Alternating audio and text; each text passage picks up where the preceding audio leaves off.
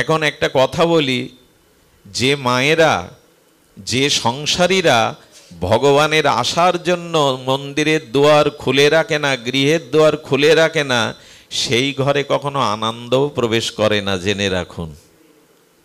আচ্ছা, আমরা প্রিয়জন আসবে বলে, আত্মীয় স্বজন আসবে বলে তো একটা প্রতীক্ষায় থাকি না? কিন্তু গোপাল আজ আমার ঘরে আসবে ব্রজবাসীদের মতো, এই প্রতীক্ষা আছে তো আমাদের। এই জন্য আনন্দকে তো আমরা ঘরে নেই না, এই জন্য আমাদের ঘরে আনন্দ নাই। আচ্ছা, ভগবানকে সেবার জন্য, সুখ দেওয়ার জন্য আমাদের ঘরে কি কি আয়োজন আছে? আজ এখানে ভক্তগণ আসবেন, এদের একটা প্রসাদের ব্যবস্থা আগে থেকে মাথায় চিন্তায় এসেছে না? ভক্ত সেবার তো কথা বলুন, আপনাদের বসবার, আপনাদের সেবার একটা চিন্তা তারা আগে করেছে না, যারা অনুষ্ঠানটা সম্পাদন করছেন, আনুকূল্য করছেন? তাহলে আত্মীয় আসবে, স্বজন আসবে, ভক্ত আসবে, তাদের সেবার একটা পূর্ব প্রস্তুতি আয়োজন তো থাকে। তা আমি ভগবানকে আমার ঘরে সুখ দেব, সে আয়োজনগুলো কোথায়? আয়োজন তো সব আমার জন্য, ভালো খাট, ভালো আলমারি, টেলিভিশন, ফ্রিজ, যা কিছু ওর মধ্যে সব তো আমাদের পরিবারের সুখের জন্য। ওখানে ভগবানকে সুখ দেওয়ার জন্য কি আয়োজন? বইনে চিনি, বাতাসা? আপনার ফ্রিজটা খুলে দেখুন তো, আপনার সন্তানাদি আপনার জন্য কি আয়োজন রেখেছেন। এতে আশা করেন কি করে যে ভগবান আমাকে সুখ দিকে, এই সংসারটা আনন্দে ভরে যাক? তার সুখের জন্য কি চেষ্টা ভরে রেখেছেন ঘরে যে আপনি সুখ চাইবেন? কারণ সুখ অর্থ দিতে পারে না, সুখ কোনো সামর্থ্য দিতে পারে না। কৃষ্ণ বিনা সুখ দিতে নাহি অন্যজন। সূর্য ছাড়া জগতের অন্ধকার দূর করার ক্ষমতা আছে অন্য কারো? আচ্ছা, রাতে যদি আপনি সব বৈদ্যুতিক বাল্ব জ্বালিয়ে দেন, সমস্ত বনগুলোতে আগুন জ্বালিয়ে দেন, সমস্ত হিমালয় পর্বতে দাও দাও করে আগুন জ্বালান, আর যদি অসম্ভব, যদি ধরে নেই 100টা চাঁদ আকাশে ওঠে, রাত ছাড়া তাকে দিন বলবেন? তো কথা বলুন, দিন বলা যাবে?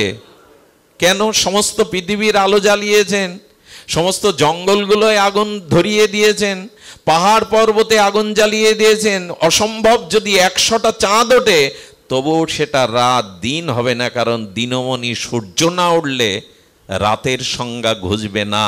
তেমনি যার জীবনে, যার ঘরে আনন্দ ঘন, সচ্চিদানন্দ ঘন ভগবানকে সুখ দেওয়ার ব্যবস্থা নেই, তিনি সুখ পেতে পারেন না। এটাই হলো সিদ্ধান্ত। কৃষ্ণ বিনা সুখ দিতে নাহি অন্যজন, থাকিলেও বিদ্যা কোটি উচ্চকুলে জনম। কলির ব্যাস অবতার বৃন্দাবন দাস ঠাকুরের এই পরম স্বর্ণাক্ষরে লেখা তার পয়ার, তুমি বিদ্বান হতে পারো, কোটিপতি হতে পারো, কৃষ্ণ ছাড়া সুখ পাবে না। এখন সেই সুখকেই ছেড়ে অসুখকেই সুখ ভাবছি, এটাই আমাদের বিকার, এটাই আমাদের রোগ। খুব খুব কঠিন রোগ হলে রোগের বিকারে ভুল বলতে থাকে, আমার কোনো ওষুধ দরকার নেই, ডাক্তার দরকার নেই, আমার কিছু হয়নি। কঠিন রোগের বিকারে ভুল বকতে থাকে রোগী, আরে আমি ইঞ্জেকশন নেব না, আমার রোগ হয়নি। তেমনি আমরা অসুখকে, নিরানন্দকেই আনন্দ ভেবে জড়িয়ে ধরেছি। রাস্তায় যেতে গিয়ে অন্ধকারে যেমন রঞ্জু দেখে সর্পভ্রম হয়, একটা দড়ি পড়ে আছে, অন্ধকারে সাপ ভেবে চিৎকার করে হাত পা ভাঙলাম দৌড়াতে গিয়ে। আমাদেরও অবস্থা তাই। যার থেকে সুখ বা আনন্দ পাই তাকে জড়িয়ে ধরে নি, যার থেকে নিরানন্দ পাই আমি তাকেই জড়িয়ে ধরেছি।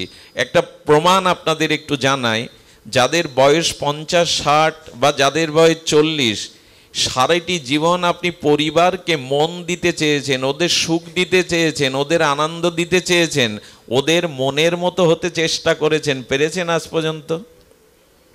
আচ্ছা, সংসারকে সুখ দেওয়া, সংসারকে আনন্দ দেওয়া, সংসারকে রাজি করা সহজ না ভগবানকে আনন্দ দেওয়া, ভগবানকে সুখ দেওয়া সহজ? কোনটা? এটা মুখে বললেন, উপলব্ধিতে এসছে। 40টা বছর সংসারের পেছনে সব দিলেন, অথচ ওদের সুখী করতে পারলেন না, নিজেও ওদের কাছ থেকে সুখ পেলেন না।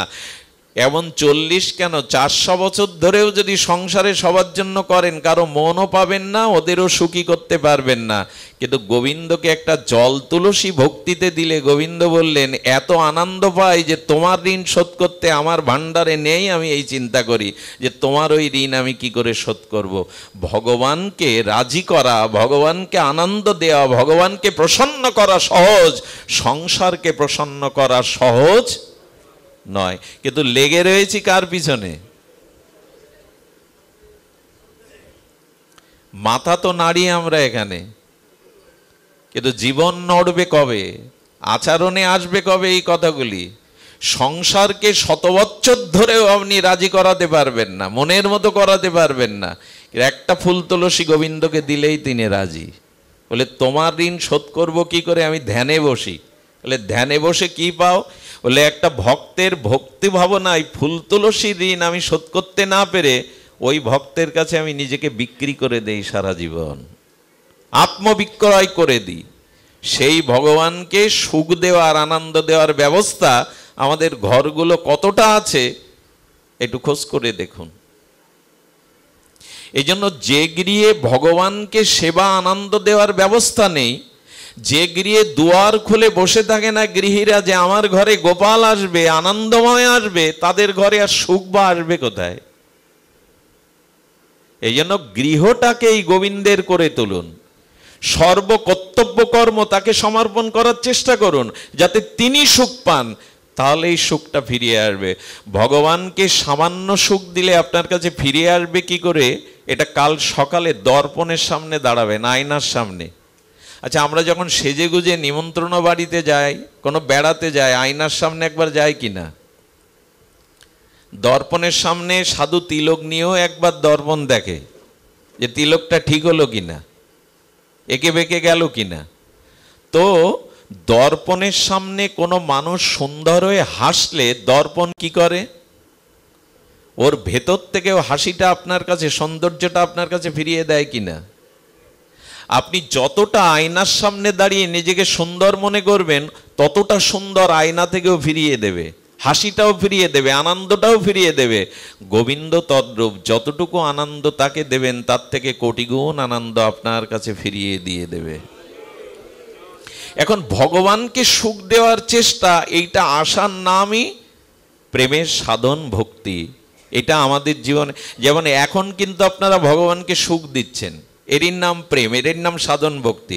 বলে আপনাদের দেখে গোবিন্দ এখন খুব সুখ পাচ্ছে। কেন পাচ্ছে? গোবিন্দ বলছেন, দেখো এই জগতের যে পিতা, সে যদি দেখে যে আমার সন্তানরা পরনিন্দা পরচর্চা ছেড়ে আর আমার সন্তানগণ একত্রিত হয়ে আমার গুণগান করছে, কোনো জাগতিক পিতা যদি দেখে তার পুত্রগণ একত্রিত বসে আর তাদের পিতার মহিমা, পিতার ত্যাগ, পিতার প্রশংসা করছে, দূর থেকে ওই পিতার ভালো লাগে কিনা? একটু কথা বলুন, ভালো লাগে কিনা? তেমনি জগৎ পিতা দেখছেন এই মানুষগুলো আজ আমার কথা শোনার জন্য আজ সাধু সঙ্গে শ্রীমন্দিরে উপনীত হয়ে আহার, বিনোদন, নিদ্রা, নিজ কর্ম ছেড়ে আজ আমার গুণকীর্তন শোনার জন্য একত্রিত হয়ে বসেছে। জগৎ পিতার আনন্দ হচ্ছে কিনা আপনাদের দেখে? তাকে সুখ দেওয়ার নামই হলো প্রেম, প্রেমের সাধনা। এই জন্য সাধু সঙ্গে এসে ভগবানের কথা শোনাটাও ভগবানের চরম পরম সুখ হয়। আপনাদের দেখছেন তিনি, এই হলো চেষ্টা ভগবানকে সুখ দেওয়ার। এগুলি এক একটি উপাচার, এক একটি চেষ্টা। তো ব্রজমাসিমা ঘরের দুয়ারে বসে আর ধ্যান করছে। ধ্যানটা কেমন?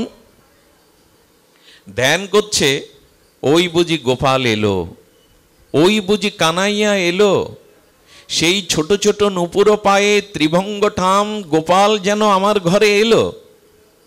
কিছু মনে করবেন না, ভগবানকে যারা ভোগ লাগায় মন্দিরে, একটু অনুরোধ করছি কথাটি শোনার জন্য, বিশেষ ধ্যান দেওয়ার জন্য। ভগবানকে যারা বা ঠাকুর ঘরে যারা ভগবানের ভোগ নিবেদন করেন, শুধু ঘণ্টা নাড়লে এতৎ সম্প্রদান্না এতৎ দধিপতায় শ্রীকৃষ্ণায় নম এরকম বললেই যে ভগবান গ্রহণ করবেন এরকম না। ওইখানের অনুভূতি আসা উচিত।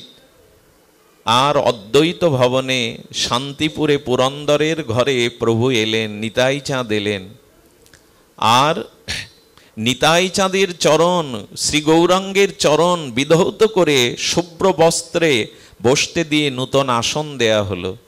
প্রসাদের থালাটা স্বর্ণ থালা, স্বর্ণ গেলাসে তুলসী দল গঙ্গা জলে দিলেন।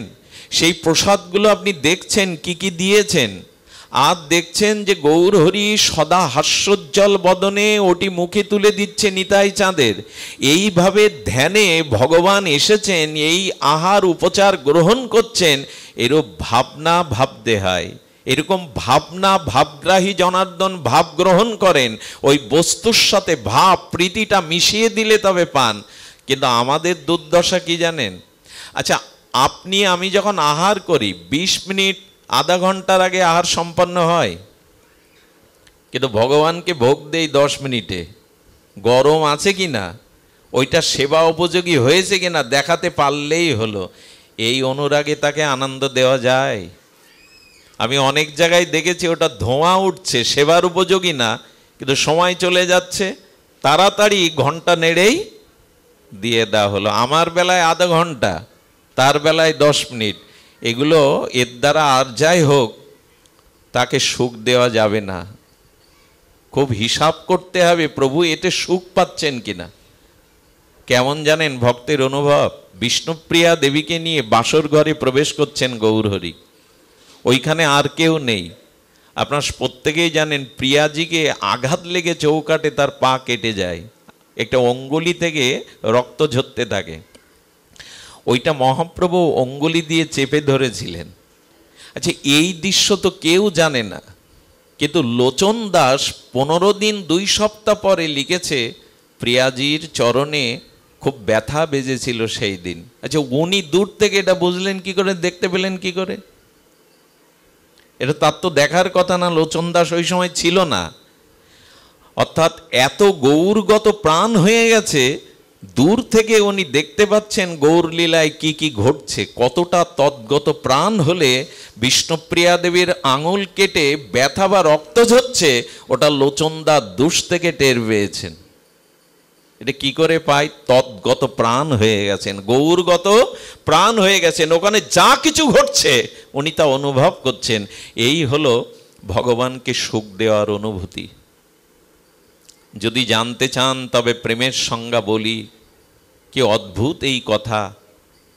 প্রেমের সংজ্ঞা হলো আপনারা জানেন, সেই ব্রজবাসী মা অপেক্ষা করছে, ওই বুঝি গোপাল এলো, ওই বুঝি ঘরে ঢুকলো, ওই বুঝি ননি কিছুটা খেলো, কিছুটা বানরকে দিল, কিছুটা ছড়ালো।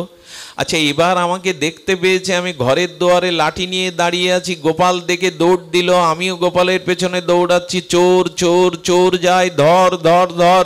চোখ বন্ধ করে ধ্যান করতে করতে বাস্তবিক দৌড়াচ্ছে, চোখ বন্ধ করে দৌড়াচ্ছে, কোথায় হোঁচট খাবে কোথায় পড়বে জানে না। এক বৃদ্ধ ব্রজবাসী বলছেন, ও মা, চোর কোথায়, কাকে তুমি তাড়াচ্ছ লাঠি নিয়ে? যেই বলেছেন চোখ খুলে বলছেন, তাই তো, আমি তো বসে বসে দুয়ারে ধ্যান করছিলাম, গোপাল খেলো, ছড়ালো, পালালো, তার পিছনে আমি দৌড়াচ্ছিলাম। সঙ্গে সঙ্গে বৃদ্ধ ব্রজ বাবা চরণে প্রণাম করে বুড়িমাকে বললেন, ধন্য তোমাদের কৃষ্ণ প্রেম, ধন্য তোমাদের লালার প্রেম। কোথায় ধ্যানে ছুটে চলেছেন, ধ্যানে ছুটে চলেছেন। এগুলি প্রেমের সংজ্ঞা। সর্বদা নয়নে মনে চিন্তনে অনুধ্যানে সেই মূর্তি, সেই সুখ ভাবনা, এটা একদিনে হবে না, এক জন্মেও হবে না। মহতের কৃপা হলে ধীরে ধীরে ধীরে ধীরে আমাদের এই অভ্যাসগুলো চিন্তা করতে হবে। ভগবান কি করে প্রসন্ন হন, ভগবান কি করে আনন্দ পান। আর এটি বোঝবার জন্য একটা দৃষ্টান্ত দেখুন। একটাই মাত্র সত্য, আমি হাত জোড় করে কথাটা আপনাদের হৃদয়ে নেওয়ার অনুরোধ করছি, নিবেদন করছি। একটাই উপায়, সেটা সরল হন। সরলতা না হলে প্রেমের রাজ্যে প্রবেশ তার নাই। ভগবান প্রাপ্তি একমাত্র সত্য হলো সরলতা, যেটা আজকের পৃথিবীতে বড় দুর্লভ হয়ে গেছে। সমাজ ব্যবস্থাটা এমন হয়ে সাজিয়েছে, এখানে কঠিন না হলে, এখানে চালাক না হলে আপনি এক পাও ফেলতে পারবেন না। আজ পারিপার্শ্বিক ব্যবস্থা, সামাজিক অবস্থা এমন জায়গায় দাঁড়িয়েছে, একটা পা ফেলতে গেলেও আপনাকে কঠিন বুদ্ধি দিয়ে পা ফেলতে হবে, নাহলে আপনি পড়ে যাবেন ফাঁদে। এই জন্য সরলতাটা হারিয়ে যাচ্ছে বর্তমান সময়ে। কিন্তু ভগবান প্রাপ্তির উপায় হলো সরলতা। আর সরলতার দৃষ্টান্ত ব্রজে চলুন। আমি দাপারের ঘটনা বলবো না, তেতার ঘটনা বলবো না, মাত্র 70-80 বছর আগে বৃন্দাবনের একটা ঘটনা শোনায়, বাস্তব শুনুন। আমাদের শ্রীধাম বৃন্দাবনে বাবাজি মহারাজ প্রতিদিন হরিকথা বলতেন। ব্রজের তো হরিনাম হরিকথা সেবায় তাদের অর্চনী, তাদের একমাত্র, আর সকল কিছুর তাদের এই নিবেদন। বসে বসে পাঠ শুনতেন। ওখানে এক 18-19 বছরের এক সরল যুবক আসে। সে এত সরল, তার নাম দিয়েছেন ওই আশ্রমের অন্যান্য ভক্তরা ভদু। যারা বোকা সরল হয় তাদের এক একটা নাম পেয়ে যায়, নাম দিয়েছেন ভদু। তো বধূ বলছেন গুরু মহারাজকে, আমার কি কর্ম, আমি তো লেখাপড়া জানি না, মূর্খ গুরুদেব, আমাকে একটা সেবায় লাগান। বললেন ভদু, তুই আর কি করবি, যা এই গরুগুলোকে নিয়ে চড়াবি সারাদিন, সন্ধ্যায় ফিরে আসবি। আর শোন, এই গরু চড়ানোটা ব্রজধামে সাধারণ কাজ নয়, কারণ আজও বলরাম এবং কানাই আজও বৃন্দাবনে গাবি চড়ায়। তোর একটা সুবিধা কি জানিস, তুই এই গাবি চড়াতে চড়াতে কখনো তোর লালাজির সাথে দেখা হয়ে যাবে, তিনিও তো নিত্য গাবি চড়ান। সরল কারা জানেন? সরলের সংজ্ঞা কারা? যা কিছু যারা শুনবে ওই কথাতে দৃঢ় বিশ্বাস আসার নামই হলো সরলতা। ওই যে বলে দিল গুরুদেব, ওই কথায় বর্ষির মতো আটকে গেছে তার বিশ্বাস। সরলতা তাকেই বলে, গুরু যা বলছেন সে কথাই নিজের যুক্তি তর্ক বুদ্ধি বৃত্তি না খাটিয়ে ওটাকেই বিশ্বাস করার নাম হলো সরল। মানুষ তো সবার কথাই বিশ্বাস করে, তাই না? আমরা সরলের কিন্তু সংজ্ঞা দেই, সবার কথাই বিশ্বাস করি, এত সরল হলে চলে? তার মানে যে যা বলে সেই কথাতে বিশ্বাস আসার নাম হলো সরলতা। গুরুদেব বলে দিয়েছেন। আর ও কি করে জানেন? গাবিগুলিকে বৃন্দাবনের বনরণ্যে ছেড়ে দিয়ে অপেক্ষা করে। গুরুদেব যখন বলেছেন তো রাখালিয়া হয়ে তো গোপাল আসেন, ওই দিকেই তাকিয়ে থাকে। ওই বুঝি নন্দালয়ের দিকে তাকিয়ে থাকে, ভান্ডির মনে তাকিয়ে থাকে, ওই বুঝি গোপাল এলো, ওই বুঝি গোপাল এলো। সন্ধ্যাবেলায় গাবিগুলো নিয়ে আসে আর মনে মনে বলে, কই তুমি এলে কই? গুরুদেবের কথা তো মিথ্যা হতে পারে না। শ্রী গুরুদেব তো বলেছেন তুমি গাবি চড়াতে আসো। আমি সাধন জানি না বলে, মন্ত্র জানি না বলে, আমি খুব বোকা বলে, ভদু বলে, সরল বলে তুমি আমায় দেখা দেবে না? এভাবে প্রতীক্ষা করতে করতে তার নয়নে জল পড়ে। আর খাওয়া না, দাওয়া না, ওই কখনো গুরুদেব যা দেয়, ওই যে প্রসাদ আদি আসে, ওটা ফিরিয়ে নিয়ে যায়। এই ব্যাকুলতা, এই উৎকণ্ঠা। কারণ সরল যারা হয় তারা দেখবেন সংসারের চিন্তা, আয়ের চিন্তা খুব বেশি করে না। কারণ সরলতার ভার ভগবানই নেন। যোগক্ষেম বহম্মহম যোগক্ষেবম বহম্মহম। একমাত্র সরলতাই ভক্তদের, গোবিন্দ এটা গ্রহণ করেন। ওর খাওয়ার চিন্তা নেই, নাওয়া নেই। গাভীগুলোকে বনরণ্যে, বৃন্দাবনের বন অরণ্যে ছেড়ে দিয়ে আর প্রতীক্ষা করতে করতে তীব্র উৎকণ্ঠা, তীব্র ব্যাকুলতা জাগলো, কই তুমি তো এলে না। একদিন সারাদিন বললেন, আজ থেকে আমি জল প্রসাদ খাওয়াই ছেড়ে দেব তুমি যদি না আসো। এই করে 2 দিন মুখে কিছু দেয়নি। গোবিন্দ চিন্তা করলেন, আর নয়, এ জাতীয় অপেক্ষামান সরল ভক্তের কাছে ভগবান চিরদিন সুলভ। সরল ভক্তের নিকটে দাদা বলরাম এবং শ্রী কানাইয়া, রাখালিয়া আর সেই মুরলীধারী সাক্ষাৎ প্রকট লীলাতে ওর সামনে এসে হাজির হলেন। আর সেই রূপমাধুর্য দর্শন করেই বললেন, যাকে বলে দিয়েছিলেন গুরুদেব নিশ্চয়ই এই সে গোপাল। এমন রূপ কারো হয়, এমন ভঙ্গিমা কারো হয়, এমন উজ্জ্বল বর্ণ কারো হয়। এই শোনো শোনো, কি তোমার নাম? বলেন, আমার নাম কানাই, এই আমার দাদা বলাই। বলে, হ্যাঁ তোমার কথাই তো গুরুদেব বলেছিল। আচ্ছা তোমার জ্ঞান নেই, কাণ্ডজ্ঞান নেই, আমাকে এতদিন এভাবে কাঁদিয়েছো, অপেক্ষা করিয়েছো, কেন এতদিন আসনি? এটাই ভগবান ভালোবাসেন। কেন এতদিন আসনি? গুরুদেব তো মিথ্যা বলেনি। তুমি প্রতিদিন এই ভান্ডির বনে আছো, গোচরণ করতে আসো, আমাকে কেন এই প্রতীক্ষা করালে? গোবিন্দ তখন সরলতায় হাত ধরে বললেন, বড় ভুল হয়ে গেছে, আর হবে না। তবে শোনো, আজ থেকে তুমি আমার বন্ধু।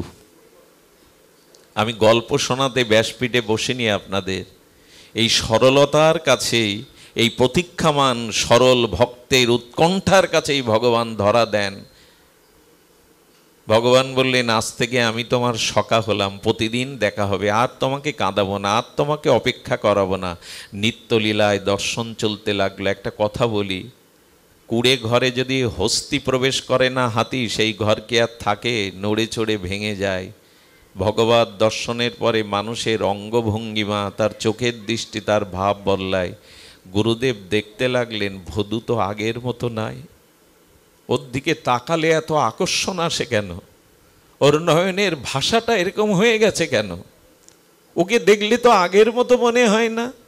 আচ্ছা, শ্রী গুরুদেবকে আশ্রমের ভান্ডারী যিনি, তিনি বললেন, আসলে ভদুর পেছনে কিছু ওইরকম ওর মতো বোকা কিছু ছেলে, ও যা নিয়ে যায় প্রতিদিন প্রসাদ দ্বিগুণ তিনগুণ করে নিয়ে যায়। কাকে খাওয়াই শুনুন তো? গুরুদেব ডেকে বলছে, কি রে ভদু, এত প্রসাদ কাকে দিস? বলে, কেন, আপনিই তো কানাইয়ের কথা বলেছিলেন, দাদা বলাইয়ের কথা বলেছিলেন, তারাই তো ভাগ করে একসাথে খায়, ও তো আমার বন্ধু হয়ে গেছে। গুরুদেব দেখলেন ও মিথ্যা বলতে শেখেনি, ওর চোখের ভাষা কিছু আলাদা। ভদুরে সত্যিই কিছু ঘটল না তো? আচ্ছা, কানাইয়া আসে, বলো, হ্যাঁ আপনি বর্ণনা করেন না, তার থেকে সুন্দর সে। আরে তার দিকে চোখ দিলে তো নয়ন ফিরানো যায় না। গুরুদেব বুঝতে পারলেন তার চোখের ভাষায়, তার অনুভূতিতে কিছু একটা ঘটেছে। আচ্ছা, কাজ কর না, তুই তোর বন্ধুকে সকাকে আশ্রমে নিয়ে আয় না, কাল দুপুরে এখানে প্রসাদ পাবে, যা নিয়ে আয়। পারবি? বলি, এ আর সহজ কি, বন্ধুকে আনতে পারবো না তোমার এখানে? আমি কথা দিচ্ছি, কাল দুপুরে এখানে আনবো আমি। সকালে গিয়ে বলছে, শোনো বন্ধু, শোনো সকা, আজ এই প্রসাদটা যে ভাগ করে খাচ্ছি, আমি তোমাকে খাওয়াচ্ছি, এটাও গুরুদেবের দেওয়া। আর আমি যে এই গরু চড়াতে চড়াতে তোমার দেখা পেয়েছি, এটাও গুরুদেবের কৃপা। আজকে দুপুরে কিন্তু গুরুদেবের আশ্রমে ভিক্ষা পেতে হবে, গুরুদেব বলে দিয়েছেন। সঙ্গে সঙ্গে হাতটা ধরে, ভদুর হাতটা ধরে বলছেন গোবিন্দ, কানাইয়া বলছেন, লালাজি বলছেন, সবার কাছে আমি যাই না রে, সবাই আমাকে জানতে পারে না, দেখতে পারে না, তোর মতো সরল কজন বলতো? আমি ওখানে যেতে পারবো না, ওখানে আমার যাওয়া সম্ভব না। দেখুন, প্রেম কাকে বলে, অনুরাগ কাকে বলে। তখন কি করেছে জানেন? যে রুটিটা ভাগ দিয়েছিল কানাইকে, ওই রুটিটা কেড়ে নিয়ে বলছেন, গুরুদেবের দেওয়া রুটি খাবে, অথচ তার কাছে তাকে দেখা দিতে পারবে না, এ রুটির ভাগ আমি তোমায় আজ থেকে দেব না। শোনো, যদি গুরুদেবের ইচ্ছা পূর্ণ না করো, আজ থেকে তোমার আমার বন্ধুত্ব খারিজ, আমি আর তোমার দিকে চাইবো না, যাও, চলে যাও। ভগবান এই প্রেমটাই চান, এই ভালোবাসাটাই চান। যখন অভিমান করে রুটি কেড়ে নিয়ে অন্যদিকে ফিরে তাকিয়েছে, গোবিন্দ সব সহ্য করতে পারেন, তার কোনো প্রিয় ভক্তের কষ্টকে তিনি সহ্য করতে পারেন না। দেখুন, ভগবান স্বতন্ত্র, কিন্তু এক জায়গায় সর্বশক্তিমান ভগবান স্বতন্ত্রতা হারিয়ে ফেলেন, তার স্বতন্ত্রতা থাকে না, তিনি পরতন্ত্র হয়ে যান। তার কাছে ভক্ত যখন ওই দিকে মুখ ফিরে তাকিয়ে আছে, কাঁদছে, গুরুদেবের জন্য এই বৃন্দাবনে ঠাঁই পেলাম, তার প্রসাদ পাচ্ছ, তার জন্য পেলাম, আর তাকে দেখা দেবে না? সঙ্গে সঙ্গে গোপাল সামনে হাত ধরে বলছেন, রাগ করো না, রাগ করো না, এক কাজ করো, আমি ওখানে যেতে পারবো না, শ্রী গুরুদেবকে একা একা এখানে প্রসাদ নিয়ে আসতে বলো, আমি পাবো। কিন্তু তোমার সাথে আমার এই বন্ধুত্ব আমি খারিজ করতে পারবো না। আমি তোমাকে ছেড়ে, একটা কথা বলি, ভগবানকে ছেড়ে ভক্ত থাকতে পারে বটে, কিন্তু ভগবানের সাধ্য নাই ভক্তকে ছেড়ে থাকতে। এটি উনি পারেন না, এটা পারা ওনার পক্ষে সম্ভব নয়। এই জন্য ভগবান এখানে স্বতন্ত্র নন, এখানে পরতন্ত্র, তিনি ভক্তের অধীন হয়ে যান, সব কিছু উপেক্ষা করতে পারেন। ভক্তের ভক্তিকে, সরলতাকে উপেক্ষা ভগবান আজও করতে পারেন না। এই জন্য বললেন গুরুদেবকে নিয়ে এসো। দৌড়ে গুরুদেবকে বলছেন, গুরুদেব ভান্ডির বনে চলুন, কানাই বলায় আপনার জন্য, তবে আপনাকে একা যেতে বলেছে। সুধীবৃন্দ, আজকে শিষ্য গুরুদেবকে ধরে আনছেন গোবিন্দ মিলনের জন্য। গুরুদেবের চোখে জল, আর মনে মনে বলছেন, ওরে গুরুদেবই শিষ্যকে গোবিন্দ রাধারানীর চরণে সমর্পণ করে। আজ ধন্য আমি, তোর মতো শিষ্যের দ্বারাই আমি ভগবানকে পাচ্ছি, আজ গোবিন্দের চরণে আমি যেতে পাচ্ছি, ধন্য তুই। যখনই গুরুদেব এসেছেন, গুরুদেবকে আর সাক্ষাৎ দেখতে পান, ওই একই কথা, তোমার মতো সরলতা তোমার গুরুদেবের নাই, তোমাকে স্পর্শ করতে পারো, তোমার করুণাতেই সে আমাকে দেখতে পাবে। বধূকে স্পর্শের সাথে সাথে কানাই বলাইকে ডেকে প্রসাদ দিলেন, প্রসাদ পেলেন অধরামৃত। এটা মাত্র 70-80 বছর দাপরের ঘটনায়, 5000 বছর আগের ঘটনা নয়, 70-80 বছরের এই ব্রজেরই ঘটনা। আমি প্রেমের লক্ষণ বলতে গিয়ে ব্রজবাসীদের লক্ষণা প্রেম ভক্তি বলছিলাম। এই সরলতা, এই ব্যাকুলতা, এই উৎকণ্ঠাই হলো প্রেম। ভগবানের জন্য প্রতিটি ক্রিয়া প্রতিক্রিয়া, শ্বাস প্রশ্বাস, তাকে পাওয়ার যে ব্যাকুলতা, এটার নামই হলো প্রেম। কবে হবে এটা? বলে যার হয়েছে তার সঙ্গ নিন, যার হয়েছে তার সংস্পর্শে যান, তার ওই বীজাণুটা আপনার মধ্যে প্রবেশ করবে, তখনই অনুভূতি জাগবে। দেখুন, আমাদের হৃদয়ে বাসনা, কামনা, জন্ম জন্মান্তরীণ আবর্জনা, কুসংস্কারে ভরা। ওইখানে ভগবানের পাদ পদ্মকে রাখুন, ওইখানে ভগবানের লীলাকে বিন্দু বিন্দু আকার করে ওখানে সঞ্চিত করতে থাকুন। তবে হৃদয় থেকে বাসনা যাবে, আমিত্ব যাবে, ভোগ প্রবৃত্তি যাবে, আর ওইখানে ভগবানের নিত্য নিরন্তর চরণ লীলা স্মৃতি এটাই জেগে যাবে। হৃদয়ে ভগবানকে গোপন করে রাখার নামই প্রেম। আমি যদি আপনাদের সামনে খুব কাঁদতে থাকি না, আবেগ জানাতে থাকি, অনেকেই বলবেন মঙ্গলজির হৃদয়ে প্রেম আছে, না হলে কি চোখে কৃষ্ণ কথায় জল আসে? অভিনেতারাও তো কেঁদে আসর মাতায়, যাত্রা মঞ্চে, থিয়েটার মঞ্চেও কাঁদানো যায়। কান্নাটাই যে প্রেম এমন ভাবা উচিত নয়। কেউ কাঁদছে, মনে পড়ে কান্নাটাই এমন প্রেম নাই। একবার নবদ্বীপে একজন কীর্তন হলেই লাভ দিত, গড়াগড়ি দিত। কীর্তন যেই চরমে উঠত, সঙ্গে সঙ্গে ধুলাই গড়াগড়ি দিত, লাভ দিত। সবাই বলতো কি প্রেম রে। কিন্তু গুরুদেব একদিন বলছেন, দেখ আমি খুব লক্ষ্য করেছি, জীব গোস্বামীর সন্দর্ভে বলেছেন, চোখের জলের আগে কিছু লক্ষণ আছে, এই লক্ষণগুলো না মিললে চোখের জলটাই শুধু প্রেমের পরিচয় নয়। সেই লক্ষণ আমি ওর মধ্যে দেখিনি। হলো কি লক্ষণ? বললো প্রেমের আগে ভাব, ভাব থেকেই তো ভক্তি বা প্রেম। কিন্তু ওকে আমি দেখেছি, ও কীর্তন হলেই লাভ দেয়, কীর্তন হলেই গড়াগড়ি দেয়। কিন্তু লক্ষ্য করেছিস, আজ 2 বছর ধরে দেখছি কীর্তনেও লাভ দিতে দিতে গড়াগড়ি দেয়, কিন্তু চশমা কোনোদিন খোলে না, ওর চশমা কোনোদিন ভাঙে না। গুরুদেব বললেন, এর মানে ওই লাভ দিলে কি হবে, গড়াগড়ি দিলে কি হবে, ও সতর্ক থাকে যাতে চশমার কাজ না ভাঙে। এরকম যেন লোক দেখানো ভাব না আসে। আসরে কাঁদলেই আমি ভালো বক্তা এমনটি নয়। যদি তার ভিতরে ভক্তির পূর্ব লক্ষণগুলো না থাকে, আদৌ শ্রদ্ধা, সাধুসঙ্গ, অনাত্ম নিবৃত্তি, নিষ্ঠা, রুচি, এগুলো পূর্ব লক্ষণ না থাকলে শুধু চোখের জলটাই ভক্তির পরিচয়, প্রেমের পরিচয় নয়। চাই নিষ্কপট ভাব, চাই নিষ্কপট উৎকণ্ঠা, এগুলি তবে চোখের জলের প্রয়োজন। আমাদের উপাসনা চোখের জলে ছাড়া হবে না। মহাপ্রভু, বিষ্ণুপ্রিয়া, সচিমা, তাদের উপাসনাই ছিল শুধু চোখের জল ফেলা।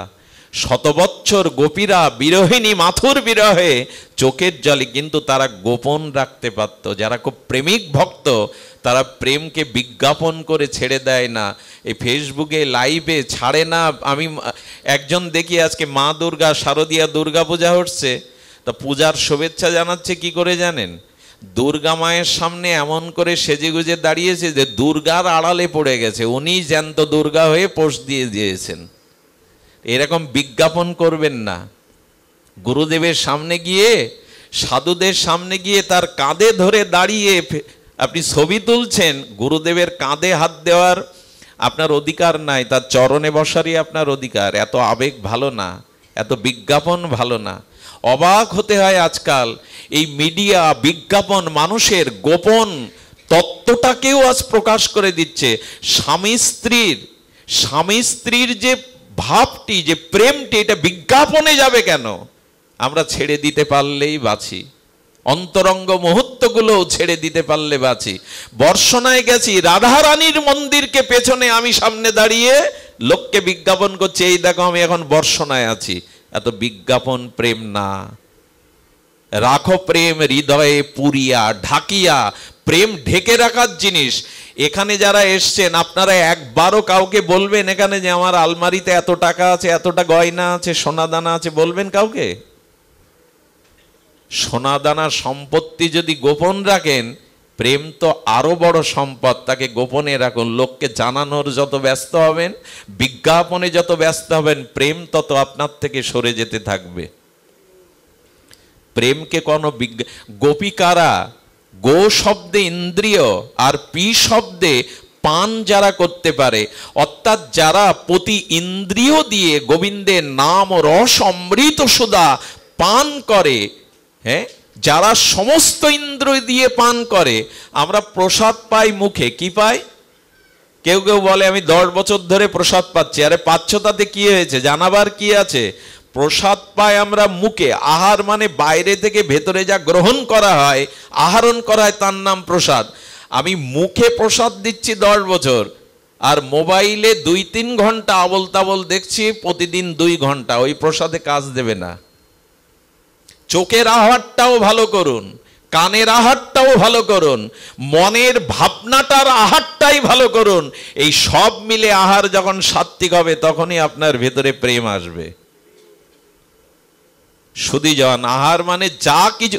গোপীরা কি করত? সমস্ত ইন্দ্রিয় দিয়ে শ্রী গোবিন্দের নাম রস সুধা অমৃত পান করত, অন্য কিছু পান করত না। এক গোবিন্দ অমৃত ছাড়া গোপীরা সমস্ত ইন্দ্রিয় দিয়ে পান করত। আর প্রেমটাকে ওরা গোপন রাখতো। এই জন্য গোপী কেমন গোপন রাখতো? গোবিন্দও পারেননি গোপন রাখতে। দেখুন, দ্বারকায় 16,108 জন মহিষী, তার মধ্যেও সকালে উঠে রুক্মিণী সদ্যমামা জাম্ববতী প্রেয়সীগণ দেখত গোবিন্দের বালিশটা ভিজে। কেন জানেন? ঘুমিয়ে ঘুমিয়ে এই গোপীদের কথা ভাবতে ভাবতে, ব্রজবাসীদের কথা ভাবতে ভাবতে রাত্রে এত কাঁদত, বালিশটা ভেজা পাওয়া যেত। কখনো কখনো স্বপ্নেতে গোবিন্দ হা রাধে হা গোপী বলে কেঁদে উঠত। আরে চিন্তা করে পারতো না রুক্মিণী সত্যভামা, আমরাও তো প্রাণ দিয়ে প্রাণনাথকে ভালোবাসি, গোপী গোপী করে চিৎকার করে কাঁদে কেন আমাদের প্রাণনাথ? ওইটা কি আর ভুলতে পারে গোবিন্দ? রুক্মিণী দেবী বুঝেছিলেন কেন গোবিন্দ রাধে রাধে বলে কেঁদে ওঠে স্বপ্নের মধ্যে, কেন বালিশ ভিজায়। কেন জানেন? কুরুক্ষেত্রে 100 বছর পরে যখন রাধা মাধবের মিলন হয়, অর্থাৎ ব্রজবাসীদের সাথে দ্বারকাবাসীদের কুরুক্ষেত্রে মিলন হয়, এটা আপনারা জানেন শাস্ত্রজ্ঞগণ। তো মিলনের সময় রুক্মিণী দেবীকে একবার বলেছিল কৃষ্ণ, যদি রাধারানীর কাছে যাও একটু সেবা করে এসো, আর সেবা করতে গিয়ে তুমি দুগ্ধবর্তন করে খাঁটি গোদুগ্ধটা তাকে একটু সেবা করিয়ে এসো। তা দুগ্ধবর্তন করে নিয়ে গেছে, কিন্তু সেবার আবেশে রুক্মিণী দেবী দেখেনি ওটা কতটা শীতল, খুব তপ্ত ছিল, খুব গরম ছিল। দুধটা যেই রাধারানীর মুখে দিতে গেছে, বললেন কৃষ্ণ বিরহে বিরহিনী যে, তার কি সঙ্গীত, তার কি দুগ্ধ খেতে ভালো লাগে? বললো গোবিন্দই তো তোমাকে সেবার জন্য পাঠিয়েছেন। যেই বলেছে গোবিন্দ পাঠিয়েছেন, সঙ্গে সঙ্গে দুধটা পান করে নিল। দুধ পান করিয়েছে সকালে। সন্ধ্যায় রুক্মিণী দেবী প্রাণনাথ শ্রী গোবিন্দের চরণ সেবা করতে গিয়ে দেখে ফোসকা পড়ে গেছে গোবিন্দের কোমল চরণে। প্রাণনাথ, তোমার চরণে এরকম লালিমা হয়ে গেছে, ফোসকা পড়ে গেছে, কোথায় তাপ লাগলো? বলে সকালে তো তাপটা তুমিই দিলে। আমি দিলাম মানে? বলে রাধারানীকে তুমি যে দুগ্ধটা খাইয়েছিলে, ওই দুগ্ধটা অতি উষ্ণ ছিল, গরম ছিল। বলো তাতে কি হলো? রাধারানী দুগ্ধ খেয়েছে তো তোমার চরণে কি করে পড়লো? বললো রাধারানীর হৃদয়ে ওই তপ্ত দুগ্ধটা প্রবেশ করে আমার চরণ পুড়িয়েছে, কারণ ওই হৃদয়ে আমার চরণ ছাড়া যে আর কিছুই নেই। এসব কথার গভীরতা আমরা মাপতে পারবো না, এসব কথার গভীরতা আমরা মাপতে পারবো না, তবু শুনে রাখা ভালো। হৃদয়ে গোবিন্দ চরণকে এমনি করেই গোপনে রেখেছিল ওরা। সুধীবৃন্দ, ওরা কি করতো জানেন? চলো সিজ্জাদ ব্রজ চারণ পশুন নলিন সুন্দর নাথতেতে পদম। কি শব্দ দিয়েছে দেখুন। শিলা তীরাঙ্কুরে শীত দৌতি ন কলি লতাং মন কান্ত গর্ষতি। গোবিন্দ যখন তার নগ্ন পায়ে সপদ রমণং বৃন্দাবনের পথে চলতেন, গোপীরার বুকে ব্যথা লাগলো। সুস ফুটে গেলে বুকে যেমন ব্যথা লাগে, গোবিন্দের চরণটা ঘাসের ওপরে যখন গোবিন্দ পদার্পণ করত, ওই ঘাসের শক্ত অংশটা গোবিন্দের চরণ কমলে কতটা ব্যথা পাচ্ছে ওটা গোপী হৃদয়ে ফুটে উঠত। কারণ কি জানেন? হৃদয়টা তো গোবিন্দের চরণেই দিয়ে দিয়েছেন, ওই চরণে যা ব্যথা লাগে গোপীদের হৃদয়ে ওটাই ফুটে ওঠে। এরই নাম প্রেম, এরই নাম প্রেম। আরে রাধা মাধবের কথা ব্রজগোপিকাদের কাছে বাদ দিন, আমি সাহিত্যে পড়েছি লাইলি মজনুর তাদের কাহিনী, এটা তো জগতের একটা প্রেম, কিন্তু সেখানেও জানা যায় এতটা তাদের ভিতরে অন্তর বিনিময় হয়েছিল যে লাইলিকে বেত্রাঘাত করলে মজনুর গায়ে তার দাগ ফুটে হয়েছিল। জগতে যত রক্তমাংসের রমণী আর পুরুষের জীবনে যদি একজনকে আঘাত করলে আর একজনের গায়ে তার ব্যথার দাগ ফুটে ওঠে, ব্রজ গোপিকাদের রাধারানীর তবে কি হবে? এই জন্য ভগবানকে হৃদয়ে, তার চরণকে সুখের জন্য, আনন্দের জন্য সর্বদা হৃদয়ে রাখা, এরই নাম প্রেম। সুধীবৃন্দ, আমি সময় নেওয়ার অধিকার নেই, তবু এইটুকু জানাবো যে প্রেমের সংজ্ঞা বলেছিলেন দেবশ্রীবাদ নারদ। কি বলেছিলেন? তৎ অর্পিত খিলান চেষ্টাম চরিত, অর্থাৎ আমার সমস্ত চেষ্টা তার সুখের নিমিত্তে যদি হয় এটা সম্ভব। এটা আহারে বিহারে শয়নে স্বপনে সর্ব অবস্থায় সম্ভব যদি গুরু কৃপা হয়, মহৎ কৃপা হয়, সাধু সঙ্গের অনুভূতি হৃদয়ে জাগে, তবে প্রত্যেকটি কর্ম। আমি দেখেছি ভালো সার্জারি ডাক্তার ওটিতে তিনি অপারেশন করার আগে একবার ভগবানকে স্মরণ করিয়ে নেন। অনেক বড় ডাক্তার আছেন ভগবানকে সমর্পণ করে, রোগীকেও বলে দায়িত্ব ভগবানের, আমি কেবল উপলক্ষ। আর এটাই তো, সব কর্মই ভগবান করেন। আচ্ছা, নিমিত্ত মাত্রং ভব সব্যসাচিন, এ কথা একাদশ অধ্যায়ে গোবিন্দ অর্জুনকে কেন বললেন? যুদ্ধ তো অর্জুনই করলেন নাকি? তীর ছাড়লেন কে? অর্জুনই তো। গান্ডীব সাধনার দ্বারা গান্ডীব পেলেন। আচ্ছা, এত বড় বীর অর্জুন, তিনি কুরুক্ষেত্রে দাঁড়িয়ে যুদ্ধ করলেন, অথচ একাদশ অধ্যায়ে বিচিত্র অচিন্তনীয় বিশ্বরূপ দেখিয়ে গোবিন্দ শব্দটা দিলেন কি? নিমিত্ত মাত্রং ভব সব্যসাচিন। অর্জুন, তুমি নিমিত্ত মাত্র, আমি ওদের মেরেই রেখেছি। এই কথার অনুভূতি কি? কাজ আপনি করেন, সব কাজ আপনার দ্বারা হয়, কোনো কাজ আপনার দ্বারা হয় না। এই বাণীটা লক্ষ্য করুন গীতার। নিমিত্ত মাত্র, তুমি নিমিত্ত মাত্র। অর্জুন তখন সুযোগ পেয়ে গেছে, আমাকে যে নিমিত্ত মাত্র বলছো, তবে হে ভগবান তুমি জানাও আমি তো যুদ্ধ করতে চাইনি, আত্মীয়বধ করতে চাইনি। তুমি যদি ওদের মেরেই রাখবে, ওরাই যদি মরেই থাকবে, তা আমাকে সামনে আবার তীর ধনুক ধরে দাঁড় করিয়ে দিয়েছো কেন? এর উত্তর কি? এর উত্তর একটাই। গোবিন্দ কি বললেন জানেন? বললেন কাম করি আমি, আর নাম যাতে ভক্তরা, এই জন্য ভক্তকে সামনে রাখি আমি। কামটা আমি করি, কাজটা আমি করি, কিন্তু উপহারটা, সুনামটা যাতে ভক্তের হয়। অর্জুন, তুমি কিছু করতে পারো না, তুমি নিমিত্ত মাত্র। সবাইকে আমি মেরে রেখেছি, কিন্তু তোমাকে সামনে রেখেছি কেন জানো? কাজ আমি করি, কিন্তু সুনামটা আমার ভক্তকেই দিয়ে দিই আমি। সুনামটা, ভগবানের কি করুণা দেখুন। ভক্তের মহিমা প্রচার করাই হলো ভগবানের একমাত্র ব্রত। কাজ করি আমি, হরিকথা কি আমার বলবার সামর্থ্য আছে? বলছেন সদ্গুরুদেব ভগবান, কিন্তু বাইরে দিয়ে আমাকে সামনে রেখেছেন নিমিত্ত মাত্র। এই জন্য কোনো কাজ আপনার দ্বারা হয় না, আগে এই সমর্পণটা ভগবানের চরণে করে দিন। সবই তুমি করো। আমরা তো কাঠ ও পুত্তলিকার ন্যায়, আমাদের যেভাবে নাচাচ্ছ আমরা সেইভাবেই নাচছি। আগে এই সমর্পণটা তো করুন, এটাই প্রেমের সূচনা বা শুরু। সব কিছু তুমি, নিমিত্ত মাত্রং ভব সভ্য সাচিন। প্রেমটা কেমন, আমি গতকাল পাঠে এটা উল্লেখ করেছিলাম। অর্জুনের একবার অহংকারও এলো। অহংকার এলো এই যে যুদ্ধ বিজয়ী আমি, আর আমি গোবিন্দের এত বড় ভক্ত যে আমার কারণে ভগবান আমার সারথি হলেন।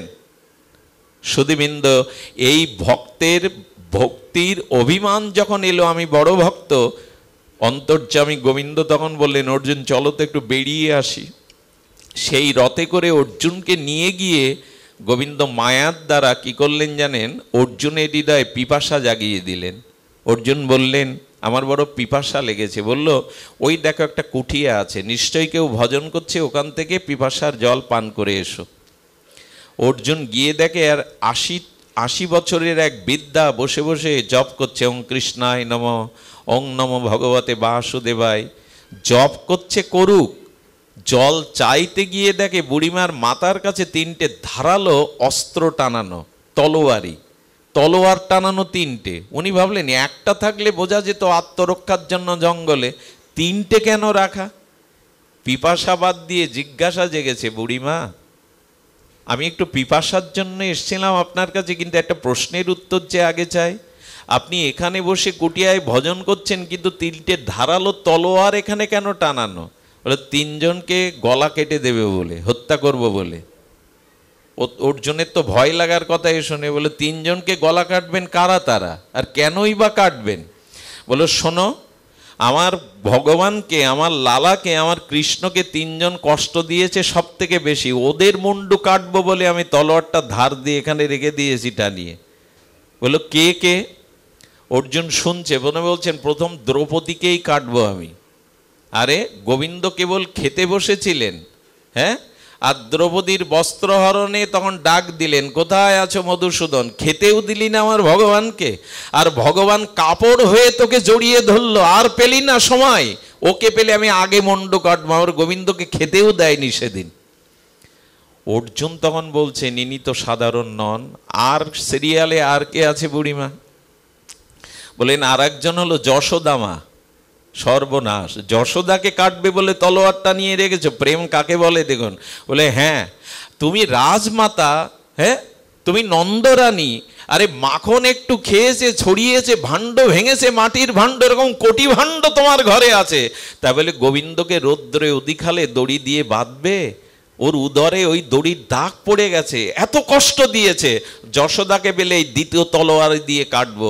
একটা ভাণ্ডের জন্য, মৃত্তিকা ভাণ্ডের জন্য গোপালকে বেঁধে রেখেছে, ওর মাথা আমি আগে কাটবো।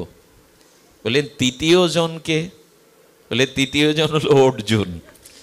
উনি যে অর্জুন উনি তো জানেন না। অর্জুন ভয়ে পেয়ে দোবা পিছিয়ে গেছে। বলে অর্জুনকে কেন কাটবেন? বলে কাটবো এই জন্য, নিজে ড্রাইভার করলো আমার কৃষ্ণকে। আরে কত বান এসে বুকে লাগলো, কত রক্তারক্তি হলো, ঘোড়ার জলটা পর্যন্ত সে খাইয়েছে। এত বড় দুঃসাহস ওর! আমার কৃষ্ণকে ও সারথি করে, ঘোড়ার জল রথ মোছার দায়িত্ব আমার কানাইয়ের। ওকে পেলে আমি ওর মুন্ডু কাটবো। কেন করলেন গোবিন্দ এই দৃশ্যটা? বললেন অর্জুন প্রেম দেখো, ভালোবাসা দেখো কাকে বলে। ভগবানকে সুখ দেওয়ার নামই হলো প্রেম। অনন্য মমতা বিষ্ণু, এটা মমতা না হলে এমন কথা বলতে পারে বুড়িমা? এই জন্য ভগবানের প্রতি মমতা কখন আসবে? পরিশেষে বলি, যখন ভগবানের সাথে আপনার একটা সম্বন্ধ আসবে, তখনই তার প্রতি ভালোবাসা, মমতা এগুলি জন্মাবে। সম্বন্ধটা করে নিন, গুরুদেবের কাছ থেকেই গোবিন্দকে একটা সম্বন্ধ করে নিন। কিন্তু সেই সম্বন্ধটা আমাদের জগতে শ্রীমান মহাপ্রভু গৌড়ীয় আচার্যগণ বলে গেছেন, আমাদের রাগ ভক্তির যে সম্বন্ধ, মঞ্জরি ভাব সাধনা, এটাই হলো চরম উচ্চস্তরের শেষ সংবাদ, শেষ অবধি, যে আমি গোবিন্দের প্রেয়সী, আমি গোবিন্দের। এই যে আমরা বারবার বলি না, বারবার বলি যে সেই নিকুঞ্জ মন্দিরে মঞ্জরি স্বরূপে, রাধারানীর সখী স্বরূপে কবে সেই যুগলের কান্ত সেবা, প্রেম সেবা প্রাণ ঢালা অনুরাগের সেবা আমরা তাকে করতে পারবো। মীরাবাই দাপার যুগের নয়, এই কলিযুগেই রাজস্থানের মীরা গোবিন্দকে পতিরূপে ভজনা করে নিজের পতির দিকেও ফিরে তাকায়নি। নিজের সমস্ত রূপ ও যৌবন মাধুর্য তার গিরিধারী লালকে সমর্পণ করায় গিরিধারী চিরদিনের মতো তাকে নিজের কাছে নিয়ে নিয়েছিলেন। মীরার দেহটাও গিরিধারী লালের সাথে লীন হয়ে গিয়েছিল। আজও যদি মীরার মতো ব্যাকুলতা নিয়ে, মঞ্জরি ভাবসদানা নিয়ে গোবিন্দকে কান্তা পতিরূপে কেউ সেবা করতে পারে, তিনিও নিকুঞ্জ প্রেম মন্দিরে রাধারানীর সখী মঞ্জরি আজও প্রবেশ করতে পারেন। এই লোভটা, এই উৎকণ্ঠাটা জাগানোর জন্যই আমাদের আচার্যগণ এই ভজন দিয়ে গিয়েছিলেন। সুধীজন, আপনাদের কাছে অনুরোধ করে যাব, একটা সম্বন্ধ করে ভগবানের প্রতি ধীরে ধীরে তার সেবা, তার সুখ, এই বাঞ্ছা জাগান। সংসারকে ভালোবেসে আজ পর্যন্ত কেউ কিছু পায়নি, পাওয়া সম্ভাবনা নয়। সুধীবৃন্দ, এইটুকু মনে করবেন, সংসারে যারা আছে রোজগার করতে হয়, টাকা আনতে হয়, ওদের দেখভাল করতে হয়, কিন্তু মনে মনে জানবেন, মনে মনে এইটুকুই জানুন, কেউ আপনার ব্যথার ব্যথী নয়, কেউ আপনার প্রকৃত হৃদয়ের জন্য নয়। এই ভাবনাটাই আনাটাই গোবিন্দের প্রতি মমতা যাওয়ার প্রথম উপায়। স্ত্রী, পুত্র, সংসার, দেহকে যে ভালোবাসাটা দিয়েছে ওটা নিগড়ান। ওই যে কাপড়টা জলে ভিজালে যেমন কাপড়ের সুতার মধ্যে জল প্রবেশ করে, তখন নিগড়ালে জল আর কাপড়টা আলাদা হয়ে যায়। যেসব ভালোবাসা দেহ, গেহ, স্ত্রী, পরিজনকে দিয়েছি, তাদের ওই ভালোবাসাটাকে বিবেক বিচারের দ্বারা নিগড়ে ওই মমতা, ওই অনুরাগ, ওই ভালোবাসা, ওই সুখটা ভগবানকে দেওয়ার নামই হলো প্রেম। আর এই নিগড়ানোটা কোথায় হবে? সাধু সঙ্গে এলে। কারণ এই যতক্ষণ আপনারা এখানে আছেন, আপনাদের মন সংসারে পড়ে আছে, স্ত্রী পুত্রের কাছে আছে, চাকরিতে আছে, নাই, মনটা ভগবানের দিকেই আছে। তো সাধু সঙ্গে ভগবানের নাম রূপ লীলা কথাতে যত রতি হবে, যত আসক্তি হবে, তত মনের গতি ভগবানের দিকে ছুটবে। গঙ্গা যেমন ডাইনে বাধা পেলে, প্রতিকূলতা এলে বামের দিকে যায়, বামে বাধা পেলে আবার ডানির দিকে ঘুরে যায়। সেই গোমুখ থেকে, সেই কাশী থেকে, সেই হরিদ্বার থেকে গঙ্গা যেমন স্রোতহীনে আঁকা বাঁকা কোনো বাধা মানেনি, সামনে যদি বাদ দেওয়া যায়, জল স্ফূর্তি হতে হতে গঙ্গা বাঁধকে ছাপিয়ে অপ্রতিহিত গতিতে সমুদ্রের দিকে ছুটে যায়। তেমন সংসারের কোনো মোহমায়া বন্ধন যখন আমাকে আর বাধা দিতে পারে না, শ্রীগুরু কৃপায় গোবিন্দের ভজনের জন্য এরম তীব্র গতিতে তার সুখের জন্য মন প্রাণ ছুটবে। এই ছুটে চলার নামই অনুরাগ, এরই নাম প্রেম। এটা একমাত্র পাওয়া যাবে সাধুগুরুর কৃপায়। আজ এইটুকুই।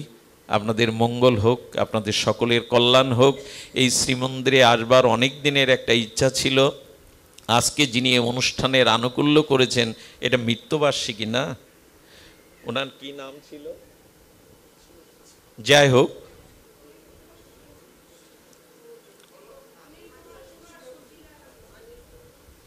অনিল কুণ্ডু এবং সুশীলা রানী মহোদয় মহোদয়ার ওনাদের বিদেহী আত্মকল্যাণের জন্য আপনারা গৌর চরণে, গোবিন্দ চরণে, রাধারানীর চরণে প্রার্থনা করুন, যাতে তারা দিব্যধাম প্রাপ্ত হন। যারা অনুকূল্য করেছেন তাদের মঙ্গলময় হোক। আমি কৃতজ্ঞতা জানাই আমাদের গোপালগঞ্জ থেকে আমাদের মধুসূদন দাদা সহ, আমাদের মনতোষ দাস সহ গোপালগঞ্জ থেকে অনেক ভক্তরা এত দূর থেকে এসেছেন আমাদের বহু দূর দূরান্ত থেকে ভক্তরা। আপনাদের চরণে আবারও বিনম্র প্রণাম জানিয়ে আসুন।